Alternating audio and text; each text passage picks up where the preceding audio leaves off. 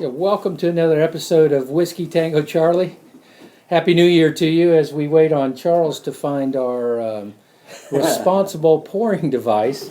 We're getting our show set up, and we're going to do something different today. What we're going to do is we're going to try the same juice out of two different barrels. So what we try to do here on Whiskey Tango Charlie is we try to help you better understand bourbon as a whole, but more importantly, what your palate is and what's enjoyable to you, so that when you go into a liquor store or into a retail establishment, you know what to pick based on what your palate is. Not everyone's palate's the same. And bring back my friend Charles here. I found the pouring device. The responsible pouring device. No, I know what it is. It's you do not want me to cheat you on the pour. Yeah, that too. No, right? we can do that. All right. So Russell Reserve out of the Wild Turkey Right. Distillery.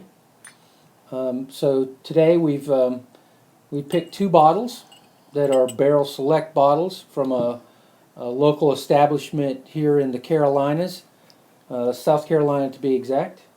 I gotta find something to wipe that out. Well, hold on a second.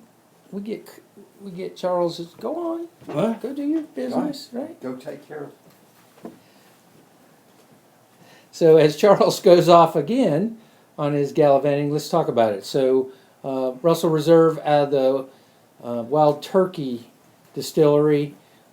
These two bottles here are select picks, barrel picks. And what we're going to do is not blindly, because we kind of know what's in each bottle, but we're going to distinctly be able to pick them apart, talk about the nose, and talk about the taste and the finish. So if I can get Charles back here. Yep. So this one, remember, I had the opportunity to go down and pick these up for us. And so Eddie Russell was there signing bottles at the thing. And anyway, got the picture with Eddie and all that jazz, so it was kind of a cool thing. But I was impressed with the samples. They were obviously giving us some samples while we were waiting. And I really was only probably going to pick up one, and one of the things, and I ended up spending extra money and getting both of them, as usual. So, the flavors are. So, give you an they sort of gave me the profiles, and I think I shared this maybe with Troy when I got them. But so we have now you saw me use the pouring device, right? Okay. Like crazy. One they called Cafe au lait, which they said had a really creamy finish to it. And amazingly, it very much does so. At least I remember from the store. And the other one was like they've got it labeled big and juicy. So it just like your mouth, just like you bit into a big old peach. It just floods your mouth. It just makes your mouth water. So anyway. So both of these bottles are signed by the master distiller, Eddie, signed them both. Yep. Why in the world would you even consider drinking a bottle like that? Go ahead. What? Listen, that was cool. I got it. He signed the bottle, but at the end of the day, I mean, I don't collect. It's about drinking and enjoying the product. I mean, it's not to be put up on the shelf to collect dust and oh, look at there, those are signed bottles by Eddie Russell and whoever. I mean, it's not. So, crack the bottle open, enjoy it. It really was about really meeting him and getting him to sign it, I guess. I mean, if I want to collect the bottles, I'll put the empties up somewhere, but, whatever. Make a wine bottle tree out of them. Or bourbon bottle tree, right? Right. So, this was Big and Juicy. This was Cafe au lait. I almost got myself confused in all the rush about getting this ready to go. So, I do. Well, we'll get to this back here. I gotta talk about the new tasting cards. We got to use the old ones. Today is the last time that we're going to use this tasting card. We actually went back and designed. You haven't seen the tasting card yet, have you? No, I have not seen the tasting card, and you have to watch Charles. Charles, his background is in the printing business, and if you don't watch him real closely, he'll change things up on you pretty quick. Right. Well, the new tasting cards, because in many cases we may not do 5 flights. We've kind of stuck on 4, and you can use this. But I had a separate tasting wheel that we were using. But I said, you know what? I'm going to change this around and incorporate the tasting wheel right to the card. So it really makes it just, put the sheet out.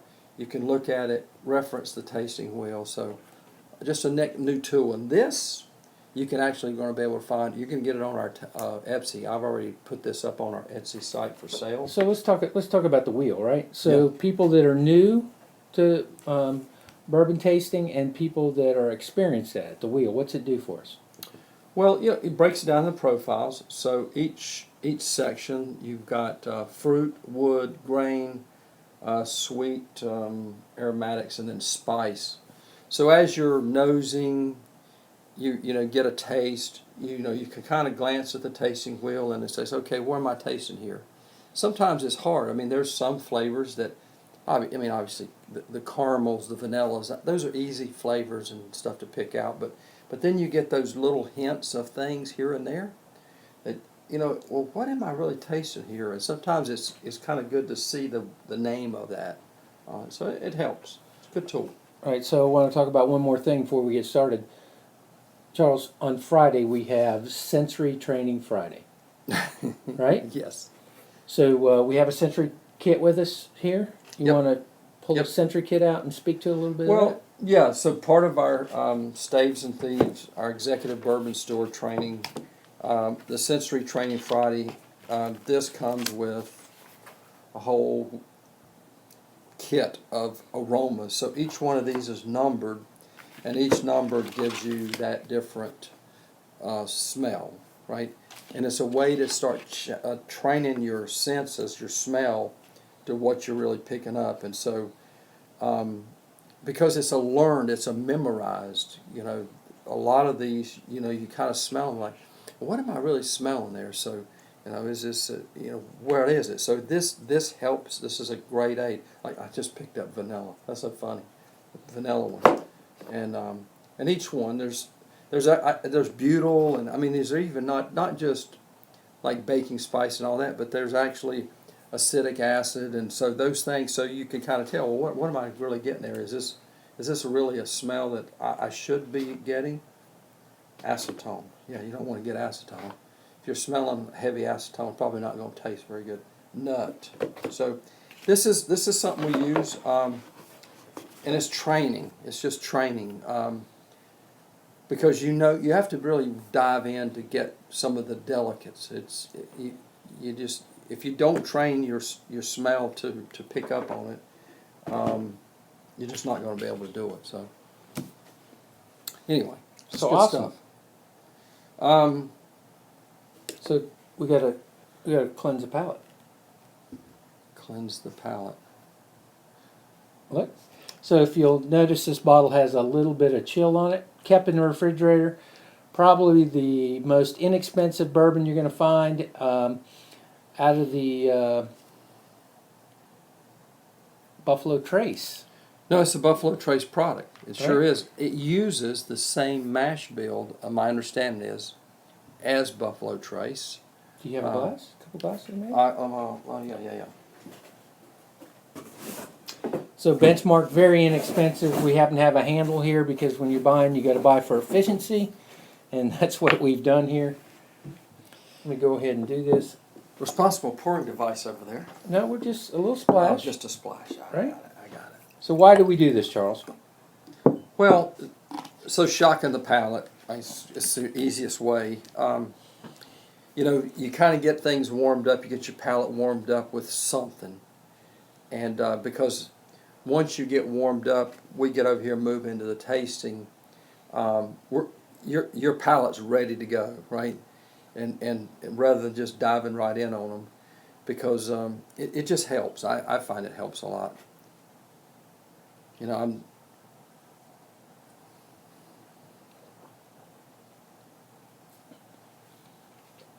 don't really try to analyze it. It's just it's really just to wake up your sensors. Yeah, so if you look at the color of this and the color of this, Yeah, huge. yeah, very Huge, light. Very light. But you know what? I tell you what, for a young, and I think that is that like an 80. I think it's an 80 proof. So let's go, let's do a little dissecting here. So look at the Kentucky Straight Bourbon Whiskey. Distilled, aged, and bottled by the Buffalo Trace Distillery, Frankfort, Tennessee. 40% alcohol by volume, 80 proof. Yeah. I do not see an age statement. I do not see an age statement on it, so one we could... It's at least 2, right? Yep. It's at least 2, and if it's less than 4, it has to have an age statement on it. So it must be at least 4, because there's no age statement. No age statement. Minimum of 2, and less than 4, it would have to have an age statement. So we know we have at least a 4-year-old product. My Buffalo Trace 90-10, they go to 90% corn, 10% rye if they follow that mash bill. But that, there's nothing wrong with that. It's smooth. No harshness. It really is good.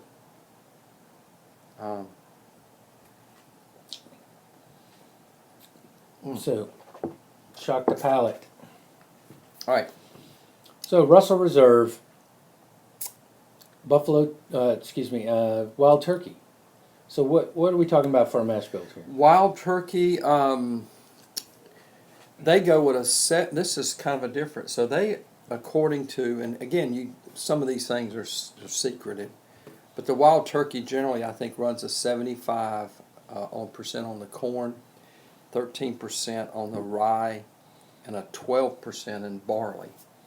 So they're running 3 grain to get to theirs, and they could fluctuate those, maybe, I don't know, but I think that runs pretty consistent. I believe they probably they may keep that pretty consistent, but they may be changing proof entry in the barrel and so forth, and to get their fluctuations, right? So we're going to call this number 1, this number 2? Is that what we're going to do?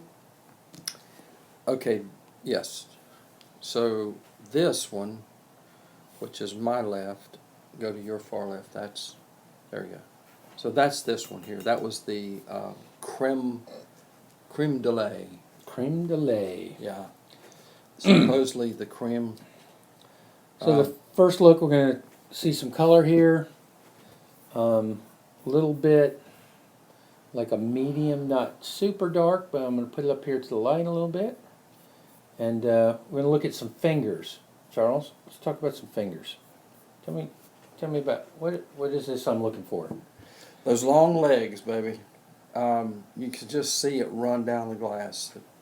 So sugar content, that's sweetness, sweetness, sweetness, should be. With way it's cleaning the glass, and you get those really long legs. Of this one, I just noticed it basically, you wet the side of the glass, and as soon as that liquid went down, that glass was dry. It was dry. So this one should be a bit sweeter. Wow. So we're already nosing? Yeah.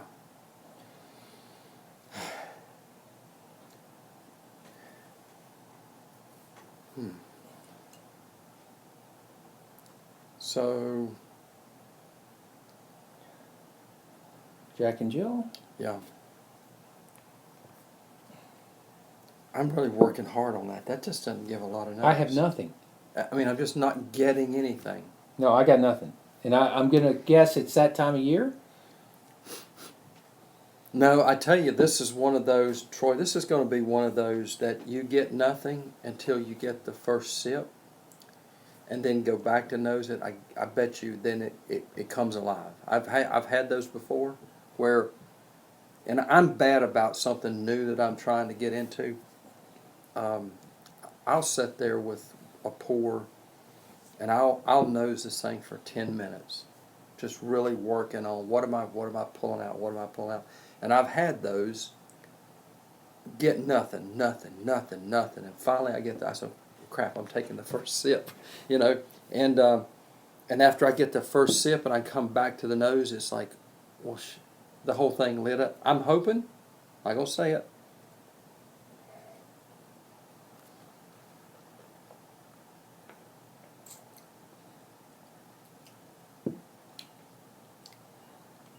My goodness. No hug.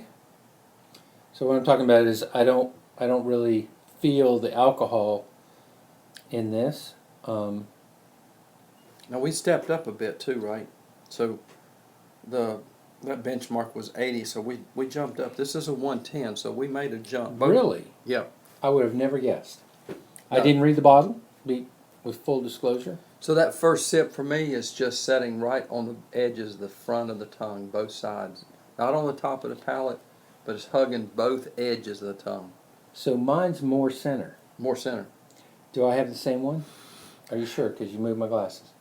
No, I am. I'm positive. Look at the colors right there. Yep. So I'm more middle. And in all transparency, I got nothing.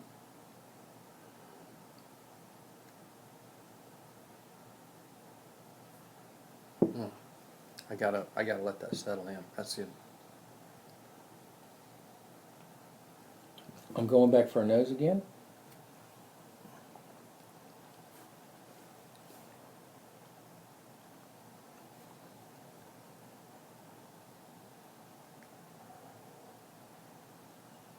And what are you doing there when you blow out? So instead of breathing in the ethanol, you puff that out. It releases a lot of that. If there's some heat to it, especially when you start moving up in proof, that just giving that little puff out. You don't take that sip and then inhale, because then all you bring in the strength of that ethanol. You give it just a puff out. And in a lot of cases, after you give that little puff out, you inhale back in, and that cool air coming back in releases some flavor. So it moved off the edges of the palate. The second sip kind of got me now across the whole thing. It's kind of interesting. Now I'm getting just a little bit of hug right in here. It's Right at your throat. Yeah, it's not harsh. You just know it's there. But 110 proof, you should know it's there, right? In all honesty. So second sip, a little more oaky. I got a little bit, but I'm not getting a lot of flavor here. Mm-mm. I'm not getting a lot from that. I'm really not either. I'm not getting. So let's let that set and let's move on. So I'm gonna let this. Yeah, I'm gonna say let's let that air, because you know what? We just opened the bottle. I mean, sometimes you need to let it breathe just a smidgen.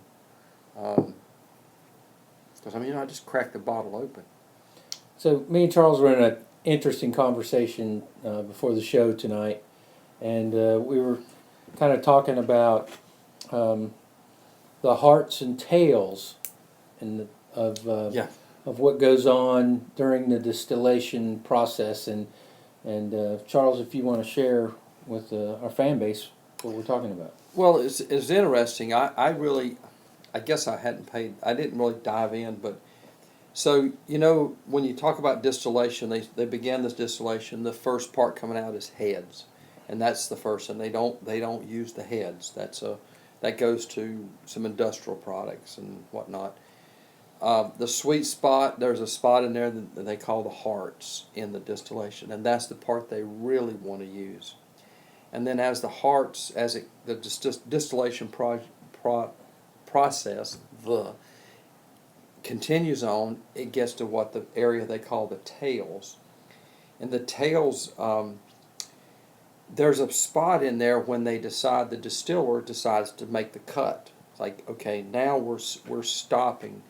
This is what we're keeping that will go to the barrel and be aged as bourbon. or any alcohol, I think maybe, but just to talk about bourbon. But then there's the tails area, which there's a fine line in there as I'm listening to some of the distillers between the hearts and the tails, and so depends on where you decide to cut that. If a certain thing, let's just say you may get something you've tried, and the next day you get up with a busting headache. It is because, and the guy told me, shared with me this, it's because they've decided that they're going to use maybe a little more tails into that before they make the cutoff, right? The tails is what gives people headaches. So I've only had it happen to me once. Not going to talk about who it was or what it was, right? But that's when it came back to me. Why is my head about to split open? And you know what? And as we were growing up, as teenagers and young adults, if you can think about it, the reason you got a headache was because of the tails you got that night. No, is that not? No, a different kind of tail. Oh Lord, I can't go there. But the funny part is you and I were at an event, and it's not like we consumed an excessive amount. Not at all. It was a tasting. I think a flight of 5. You know, and we had food and all. It wasn't So- a complete flight of 5, right? So or maybe 4. it was a flight of 2 with some mixed beverages because Some they, cocktails maybe. they wanted to add their product to a cocktail Yeah. and show how it interacted with the different Right. mixers. Right. So I don't want to label every time you have a headache to, let's clarify that. That's fair. Every time you get up the next day with a busting headache, with a hangover, it may or may not be because of getting some tail. Right. Right. But it could be that you overindulged. But if you were, let's say you've had some just Drink moderation. responsible. You've drank responsibly the night before and you still got up with a busting headache, it is probably because of how they, the distiller made his cut in that. And so anyway, this is kind of Not to be whatever. confused with getting any tail. No. Or tails. I'm Tails. sorry. So on the second one. You're a good man with tails. Good. Plural. Plural. It was a plethora. Oh my A God. plethora. So going to also look at the legs and fingers on this. Now these have got great color. It's a good amber. I mean, So if you can see, it's sticking to the glass quite well. Very thick legs. So this one may even be sweeter than the previous. Let's give it a little taste.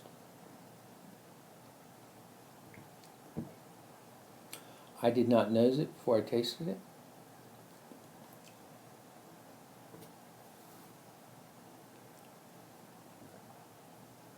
Oh, wise one, what are you picking up there? okay. So immediately, I mean, again, we are same brand, same proof,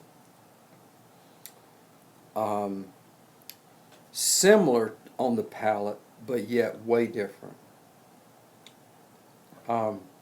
That one pretty much involves the entire front of the tongue. And that one has a little bit harder bite to it. Now that I'm letting it settle in, a little bit harder bite, and that one that's this one over here, without a doubt. When I think about, it's almost like my mouth is about to water out right now. Yeah. I have to keep swallowing because it's making my mouth water. I don't know what causes that. Don't think I've ever had that like that before, but wow. Yeah, so I made the mistake by not nosing it before I tasted it. So I came back and nosed it again. I get hints of alcohol, which typically doesn't happen with a bourbon. But this one, I'm getting some vanillas. And so I'm actually smelling some sweetness. And a little oak in that. This is very faint for me. There's really no There's really no boldness that jumps out on it. I'm gonna cheat. Is it not smoky? Do you not get some Um, smokiness in this? Yes. In the second one? No, I just jumped back to the first, and I'm going to come back. Yes, I do get that, but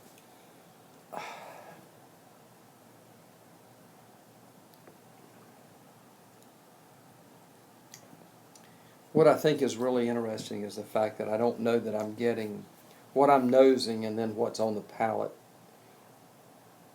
is not really lining up. I'm getting more sweetness, but then I'm getting, I don't know what that is, to be honest. It's interesting.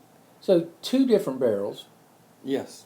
two different woods. Who knows what tree each barrel's from?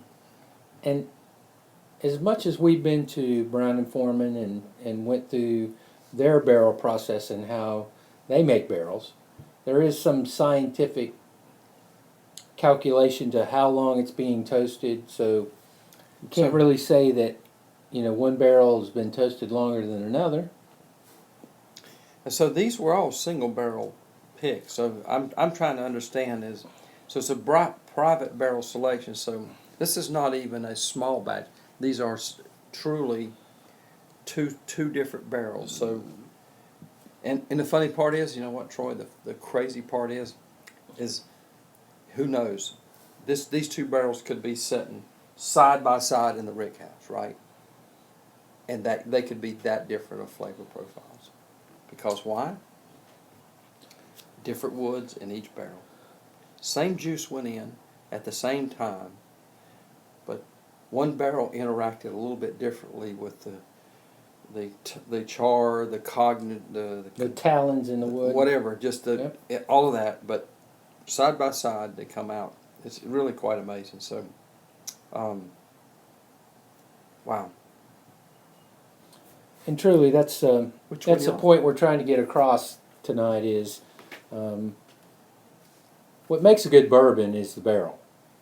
It's not that one mash bill is better than another or one distiller is better than the other. It truly has a lot to do with the wood. And when people go on barrel picks, and you'll see they'll do 3, 4, 5, 6 different barrels to come up with the barrel that they're looking for. Charles, can we delve into a barrel pick and what happens during that? Well, typically it's a group of folks that are going, and they're going to judge what happens to be Juice that was put in at the same time in the same. typically maybe, I don't know, when they pull the barrels down, and typically they have them setting out in a room, and they got you're going through there and you're pulling out from each barrel, and you might have 3, 4, 5, 6, 7 folks together, and everybody then sits down with it and say, well, we got barrel 1, 2, 3, 4, 5, and they're going through a process, and finally what they come to is a consensus, as the group typically does, is they come to that decision. It's like, yeah, that barrel number whatever that's the one that we unanimously finally come down on. And it's I always like to say, and you know what? And if they pick it, just like these two picks here, I would pick one over the other. You would probably pick a different one, maybe. I don't know, because Well, your palate's different. My palate is different. So- I'm more of the rye guy. I like mine a little more spicier. I'm looking for something different. Yeah. Right? Yeah. And that I got to go back to this first one now, because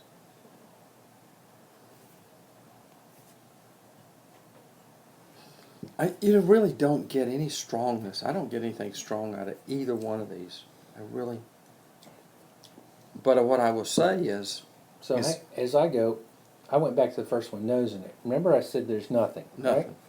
So I have a hint of tobacco in the first one. I'm not getting it. And it's a sweet, It's the scent is just sweetness. You're correct. I would say that. so a sweet tobacco I can't even go to honey because I don't get the honey scent. No, no honey. But I smell sugar. All right, I smell sugar, sweet.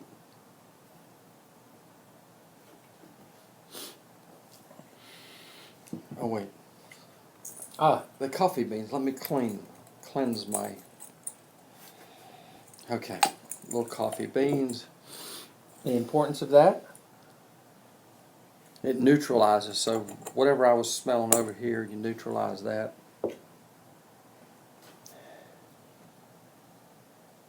So again, sweetness in this number 2, which I believe that was the juicy, big juicy.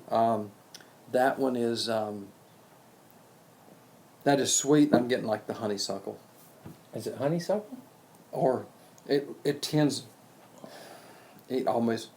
So how long's it got to air out before? I don't know. I'm getting I'm getting honey now. It's coming alive. And maybe I should open these bottles up 20, 30 minutes before we do these things. Maybe that's the trick. So one last thing before we call it a night. Yep. Let's talk about that, right? So we just opened both of these bottles. You just pulled the plastic off. Yep. Uncorked it. Yep. As these bottles sit, and you've heard it so often, right? We're gonna, we have 2 pours out of each of these bottles right here, so they're down just a little bit. Yep. Now what's happening? Well, your air has been introduced into the bottles, right? And I really hadn't paid a lot of attention to it, but I have gone back to and I'm sure that folks in our see this would say, I really wasn't crazy about it before. I took a pour or 2 out of it, put it on the shelf. A month later, I pulled it down, poured something different, and it finally came alive, right? Or I've had it go the other way, like what has happened to this bourbon? This was good bourbon when I opened it and poured it, and it went to crap. I mean, I've had them go the other way. So it could go either way. I'm almost wondering now sometimes I think in the back of my head, think about those wine things you go in and you suck the air out of the bottle. Right. I'm wondering if I should start doing that to all my bourbon. I really don't know. I don't Well, know you of see anybody people that does pour it. them into this smaller bottles, to keep that from happening. Yeah, I didn't think about that. Yeah. Yeah. So, good stuff. Whiskey Tango Charlie, we appreciate you tuning in. Follow us on Instagram, Facebook. We also have an Etsy page if you want to follow us on Etsy, Twitter. We got some cool products, some yeah. tasting cards, and we're going to load some more stuff coming soon. Right. Yep. So we hope that you've enjoyed us delving into these 2 spirits tonight. Russell Reserve, baby. And understanding that everyone's palate is different, and more importantly, every barrel is different, even if the juice and the mash bill is the same. I'm Troy Selberg. Charles Wilkerson. Whiskey Tango Charlie. To the bourbon lifestyle, my friend. Cheers. Cheers. Cheers, folks.